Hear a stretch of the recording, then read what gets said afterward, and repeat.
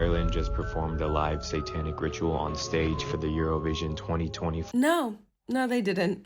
I'm a ritual leader of a Mystic Moon Circle here in Los Angeles, and it's time that the internet learns what real rituals look like. And I promise you it's nothing like Hollywood. But just one thing before I open up the book, I do want to address that the nature of that performance art is satanic. You see that at least in one symbol, which is the inverted pentagram. And then they look very spooky scary. But other symbols that were used in that video are not satanic. Anyway, back to what an actual ritual looks like. This is a book of Egyptian rituals that were composed by Florence Farr. She was a wonderful magician. So these are from a notebook that she had from an order she created called Order of Great Osiris the Savior. Rituals honestly read a lot like plays, in my opinion. So here we see that there's a specific time this has to be done. You must be silent for a day before. Then we have an obligation, which is kind of like an oath that you make. Down here, we see the vestments that need to be made.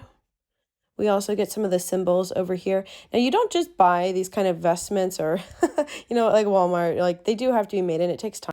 So here the ritual is finally starting, and you see, this is what I mean, like, it reads like a play, because the red is the movement. And people are doing a lot of movement. These rituals are actually very intense and require a lot of people.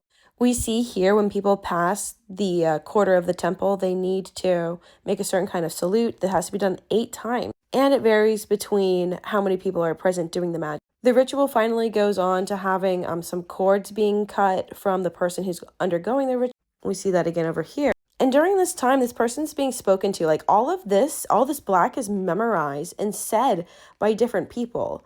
Again, like a play. Finally, at the end, the closing, there's like kind of like a final prayer here and then a salute that's given.